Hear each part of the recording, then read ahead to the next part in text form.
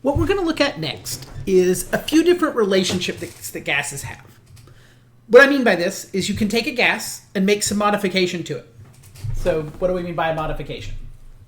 Well, we talked about how we have pressure, volume, temperature, and number of molecules as different measurement tools of how we're going to describe a gas. So anytime you have a gas, so for example, let's say I've got a piston here, and inside this piston are some molecules. And I can't draw pistons, I draw like crap. So, if you would like to see a better drawing of a piston, please check out your textbook. It will do a much better job than me. So, check it out for pictures. This is not my specialty. I will do my best. And you can see what I'm trying for, at least. So, the idea is, inside there, we know a few things. And these things are all measurable. You may not know all of them for any given problem. But there's a set pressure, a set volume, a set temperature, and a set number of molecules. And what happens is if you want to change any one of these four things, you can't do it by itself. If one of them changes, at least one more has to. And the way to figure out which is going to change is based on different restrictions. So for example, let's take this piston. And a really common example you'll see in different physics textbook, and there's one in our chemistry textbook as well, is imagine that what I'm actually trying to put here is a weight that's on top of the piston. So this is a mass that's on top. And the idea behind that is that if I put a bigger mass on top, I'm going to squish my piston down. So let's say I double that mass, and I make a new piston. Well, not a new piston, still the same piston, but now it's squeezed in, so the molecules are closer together because I got a bigger mass. So what had to change here? Well, first off, we know N couldn't change. And this is the one that's usually the easiest to identify. Is there a source of new molecules? If not, N can't change. So we have a closed piston, and we put a mass on top, and we squished it together. But nowhere did I suggest, there's a hole in it, or we injected some molecules in. So as long as nothing will change the number of molecules, N is a constant. Now, what very clearly changed is the volume decreased. The volume got smaller. Now, for this case, I'm going to tell you the temperature stays constant. It wouldn't have to. So we're looking at a relationship where it stays constant. So if that's true, the pressure has to change. And in this case, the pressure is going to increase. It's going to go up when the volume goes down. So this relationship between pressure and volume is an inverse relationship. And what it is if you hold the number of moles and the temperature constant. So if those two things don't change, when the pressure goes one way, the volume has to go the other. So if you shrink it down by squeezing it together, there's going to be more pressure. And hey, that matches up with some of the things we were thinking about, right? It's in a smaller volume. That means those collisions are going to happen more often with the surface. That's an increase in pressure. So that makes sense. We also have less area for it to happen over. Since it's all squished together now, there's less surface for it to actually run into because, like, for example, this part of the wall here that I'm trying to circle right now, I was trying to draw something else that's a circle. This bump, it doesn't look all that great. But that part of the wall isn't there anymore. At least the gas can't touch it, right? Because the piston got pushed down, it made it smaller, so that top part's not there. There's less surface area for it. So the collisions are going to happen more often and over a smaller area. So that's going to increase the pressure since it's over a smaller area and there are more of them. So more collisions means you can have more force in the same amount of time. So our pressure and volume have to change in an inverse direction. This relationship is called Boyle's law. Now please note, I'm going to tell you the names of all of these. And at least if you have me as your professor, I'm not as concerned that you memorize these names. If they help you remember a relationship, that's great. And if not, that's okay. I will never ask you a question where if you don't know the name is Boyle's law, you can't solve the problem. I may mention it to try to help jog your memory. So if you like the names, memorize it. But if not, it's okay if you just know pressure and volume are inversely relational. So this is pressure and volume have an inverse relationship. So the way we represent this mathematically, there are two ways to write this. So first, we can just write P, and this little symbol here means proportional. It is inversely proportional to, that's the proportional sign. So I wrote that wrong. Put that right there. So pressure is proportional to the inverse of volume. That's what I meant to say. So if one changes, the other changes the opposite way. The other way, and what you're probably going to use more often, is this equation, P1V1 equals P2V2. So the idea is, if you have a starting pressure and volume, and you know one of the new values, you can find the other one. So you can know, for example, if your volume was halved, your pressure has to double, or else this relationship doesn't hold. If your volume was changed to a fourth, your pressure would have to quadruple. The inverse is also true. If it got way, way bigger, let's say it tripled, then your pressure would go down to a third because it's now more spread out. So this is our first relationship. It's known as Boyle's law. Another practical way, well, unless you're a scuba diver, it's not practical, but another way we can think about it, I guess I should say, is let's say we've got a diver underwater. So I'm a diver. So let's say that diver is 20 meters below water. I didn't draw, that's not the scale, clearly. They're going to feel a pressure of 3 atmospheres.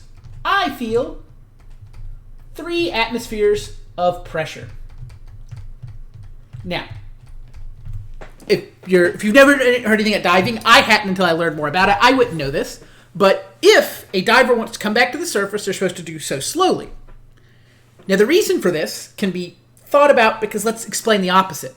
Let's say this diver, they're underwater, they feel a pressure of 3 atmosphere. They have air in their lungs. Their lungs have a set volume and number of molecules.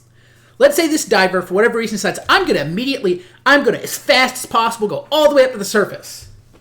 And I'm going to surface. Whee! I'm surfaced. I feel 1 atmosphere of pressure. Now, so let's say this happened really, really fast. If it happened really fast, that means the number of molecules in the diver's lungs should be about the same. So if it was really slow, that could change over time, right? You could get more or fewer molecules if it would make more sense. And we'll talk about what we mean by make more sense in a second. And the temperature is going to be about the same as well. We're going to assume that their body temperature is pretty similar. They're not going to suddenly have, my air suddenly went up 10 degrees in a few seconds. So if those two things, temperature and molecules, stay constant, if his pressure changes, his volume has to go the other way. So his pressure went to a third, from 3 to 1. So he's got a third of the pressure. But that means his volume should triple. My lungs cannot triple in size. That wouldn't work very well. Now, obviously, you can't actually do it instantaneously, but it will cause problems. And it's also related to the gas that's dissolved in your blood won't work quite right either, as the pressure's going to change there. But that's what causes someone to get the bends or get sick if they were to do that really, really fast. Because they suddenly change their pressure, the volume measurements are going to change, which is going to mess with their lungs and any air that's dissolved inside their blood. It's not going to go right with that. So they shouldn't do that because they would suddenly try to expand the pressure of their lungs, and that's not going to work so well. So that's going to cause damage to all kinds of internal organs. That's really bad. So they're not going to do that. So that's a way to think about, so they felt a different pressure because they've got all this water on top of them, which applies a force on them. And that's going to be felt within their lungs of the air that they've got inside of them. Now, what does this look like? Let's look at what this looks like is just like, how would I see this on a homework problem? Let's also look at it there. Like I like starting with this first. But let's take an example. A gas has an initial volume of 12.2 liters at a pressure of, let's say, 1.22 atmospheres. If it is compressed to, let's say, 9.90 liters, what is the new pressure? And I said this all out loud, but I'm going to fix, my 2's do not really look like 2's. Like, I know I'm not a great writer, but I'm going to at least fix them. Those should be 2's. They look kind of like 7's. So, to do problems like this, we have to identify what we know. Oh, and I forgot to put a question mark. Not that that really mattered. So we were told an initial volume. I'm going to make that V1. That's 12.2 liters. And that initial volume was at a pressure of 1.22 atmospheres. And what we're told is we change the volume, we compress it, so we squeeze it together to 9.90 liters. And we want to know what's the new pressure. So P1V1 equals P2V2. So we need to get P2 by itself. So we're going to divide both sides by V2. So P1V1 over V2 is equal to P2. So now let's plug some values in for that. So P1 is going to be 1.22 atmospheres. The volume here is going to be 12.2 liters divided by 9.9 liters. The liters will cancel and we'll be left with the atmospheres, which is what we would expect, right? Let me make sure it looks like a slash. I know that looks kind of like a 4. I'm trying to cross out the L.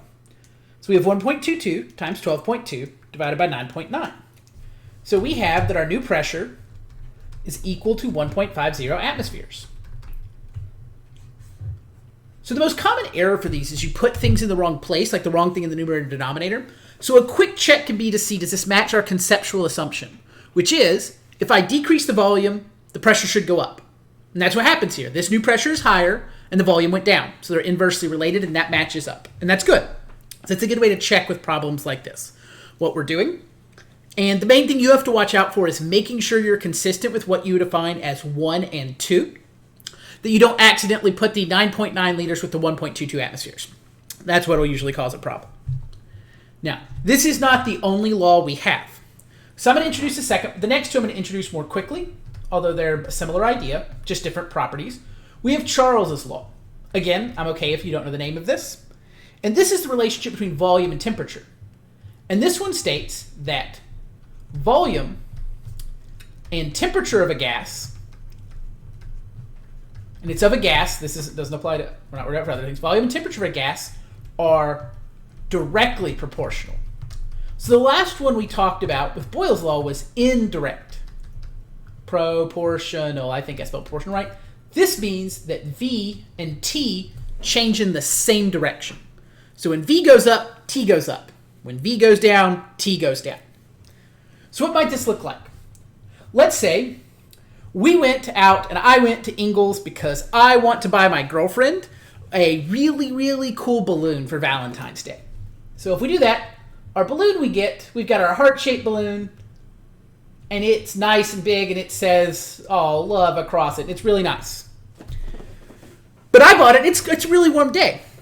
And then I bring it home, and I've got it for a surprise, but she likes to live in the house with a very frigid temperature. It's like 60 degrees now, because she's like, the air goes down to 60. I'm going to put it at 60 because I like it cold. And when she gets home, what happens is I have a balloon that looks like it's a few days old. It's kind of crinkly, and the love is kind of jammed together. It's still a balloon. Still has basically the same number of molecules. Technically, over time, the molecules will escape through it, especially if it has helium in it, because helium is small, so it's easier for it to get out than other gases. But gases will eventually get out, but it hasn't been that long. It's been a couple hours. My balloon was probably pretty decent if I bought it from Ingles or whatever store I got it from, Publix. Whoever is your favorite place to buy a balloon, I am not concerned about where you buy your balloons from. But it's going to shrink some, and it's going to look kind of crappy. It's going to be like, when did you get this? This is very nice. No, that's the problem, is that there's a relationship. And so when I bought it, the molecules were hotter than when they cooled down and they shrunk down. So for a more extreme example, you could take a balloon and put it in a bath of ice water, and it'll shrink a decent amount. Or you take some boiling water and put a balloon in it, and it'll expand some. That's this idea of this relationship. So mathematically, to make it look the same as we did with Boyle's law, it's that V1 over T1 equals V2 over T2.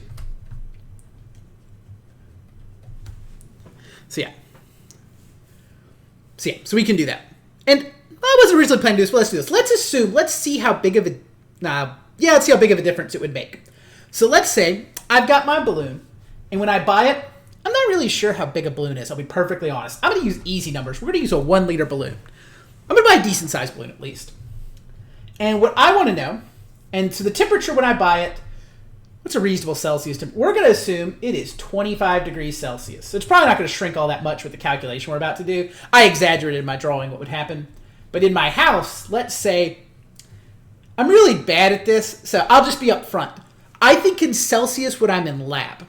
I don't always think of it at home. And I'll perfectly admit, I'm not sure what a reasonably cold temperature for my house is. I'm going to say a temperature of 17 degrees Celsius. I know it's not freezing, so hopefully that's reasonable. Maybe that's absurd and no one's going to have their house at 17 degrees. I didn't check ahead of time because I wasn't planning to originally write this, but I think it would be fun. And so I want to know, what's the new volume of the balloon? So to do this, because temperature is usually going to be in Celsius, you have to start by converting it to Kelvin. So I'm going to do it by adding 273. I'm not doing the 273.15 because I don't have that many decimals anyway. So if you need to do that, you can do it a little bit more, and that'll be a little more accurate. But 298 Kelvin, that's my new temperature. And then this temperature over here was, okay, we had 273, we had 17. Oh, that'll be 290. So maybe it won't be all that bad. Who knows? So let's see. V1 over T1, and I'm going to multiply both sides by T2 to get V2 by itself. So if I multiply both sides by T2, I put it there, those will cancel, and then T2 will be in the numerator over here. So now let's plug in our values. We have 1 liter. Our new temperature inside the cold house is, well, nope, that's the Celsius temperature. It's 290 Kelvin. And we're going to divide that by the original temperature when we bought it was 298 Kelvin. Now let's see, how much did the balloon shrink? Maybe it's not going to be so bad. She's not going to notice. Oh, it's not so bad. It's going to be 0.97 liters. Maybe I'm safe. Maybe my balloon will work out well. It's only going to shrink by 3%. That won't be too bad. And I just realized I wrote that over my face. Sorry about that. 0.97 liters. There we go, somewhere you can see. So that's what's going to happen to my balloon. It's going to shrink by 3%. Not too bad. My little crinkly version is probably not what's going to happen. So I'm safe even with our really cold house. So I cannot use this as a future justification to say, hey, babe, we should keep the house warmer because if I have surprise balloons, it'll be better. Not a good reason. Unless she keeps it like actually freezing, but then you have bigger problems probably. I don't want my house at 0 degrees. Now, let's do one more. Let's see. I still have more room with having to erase it. We're going to talk about Avogadro's law. So Avogadro's law is the relationship is the fact that volume and moles have a direct relationship. So it's another direct relationship. And so what this is saying is if you increase how many molecules you have, it's going to increase the volume by a similar amount. So if you double your molecules, you're going to double your volume if the pressure and the temperature stay the same. So those have to stay the same. So if we find a way to change the moles and keep pressure and temperature the same, the volume is going to change in a similar way. They're going to be directly proportional. So that is volume is directly proportional to N.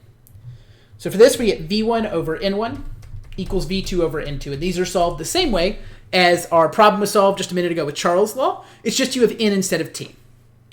Now, I've shown you a number of different rules that are very specific. And if you want to learn these specific rules because it's how you like doing them, that's fine.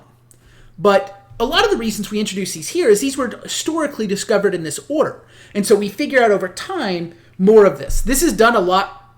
Basically, everything we're doing in this chapter is much older than the rest of chemistry that we've been covering.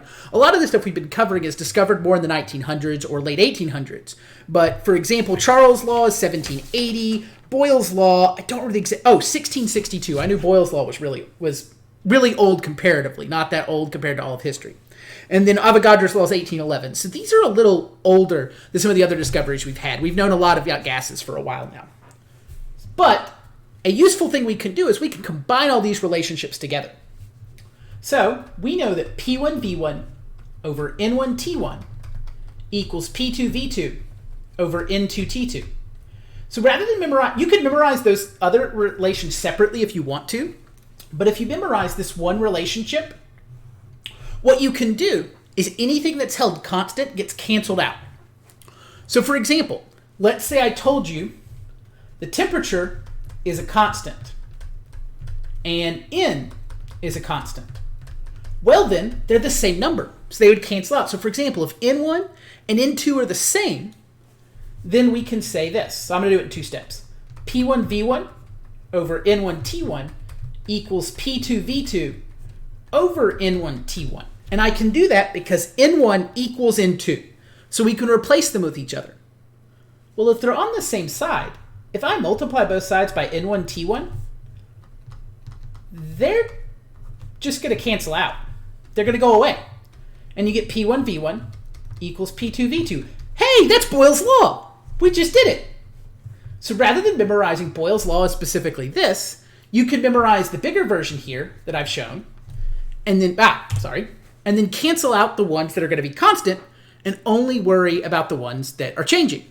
And that'll give for any relationship. So the one on this screen, Avogadro's law. If you canceled out the p and the t, you'd be left with v1 over n1 equals v2 over n2, just like the relationship shows. So you could relate any two variables to the other. And if you have the ability for 3 to change and you've got measurements for them, you could relate 3 of them there and just cancel one out. Or you could even have all 4 and you could plug them all in as long as you only had one that you were missing. And you could do it that way. So this relationship holds in that way. So that's going to conclude here. This video is going to end with the relationship changing when you make some type of change to a gas. Following this in our next video, we're going to work on, well, what if I don't want to have to change something and I just want to know for a particular gas substance how much there is? We've got a law for that as well that combines these ideas and doesn't require you to relate two things changing, but can tell you a value at any particular point if you know a few different variables.